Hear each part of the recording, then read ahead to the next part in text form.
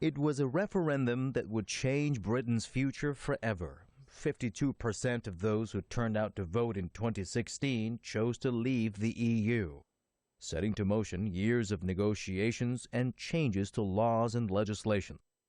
The man championing the cause, Nigel Farage. We will be leaving this prison of nations at the end of January.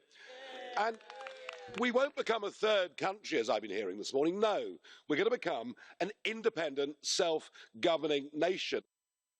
A nation that voted in Brexiteer-in-chief, former Prime Minister Boris Johnson, to power, who promised an oven-ready post-Brexit deal with the EU and prosperity for Britons. 6 years on and 5 prime ministers later, the country is facing an economic downturn expected to last until 2024 and a de facto general strike by public sector workers over pay and conditions. Small and large businesses up and down the country have been feeling the impact of Brexit in different ways, from added paperwork on borders to shortages of labor. In October, a Confederation of British Industry report said that 3/4 of UK companies have been hit by labor shortages in the past year. Since the new Brexit rules took effect at the start of 2021, EU nationals no longer have the freedom to work in the UK. Instead, a new points-based immigration system has been implemented to attract skilled workers. Marlise Hazelton has lived here for nearly 40 years. I can't even get citizenship, and it feels a bit like an insult, because I'm part and parcel of this country. Really, I'm part of the furniture, and it just I've lost that sense of home.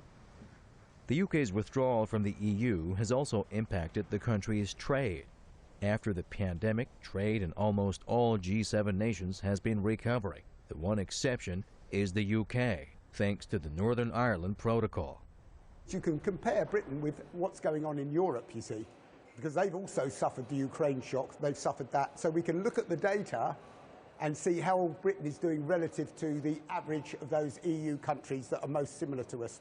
And it's those statistics that show that the British economy is 4% smaller, investment about 10% smaller than it would otherwise be. The predictions for next year's GDP growth show a similar story. According to the OECD predictions, the British economy is not likely to grow in 2023.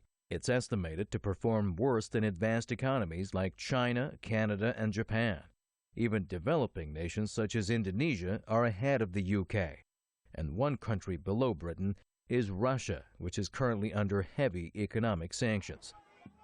As Britain faces a winter of discontent on a par with the one in 1978, it's become increasingly more evident that it's Britain that risks becoming the lame duck of the G7 due to Brexit and Brexit alone. Saeed Pourreza, Press TV, London.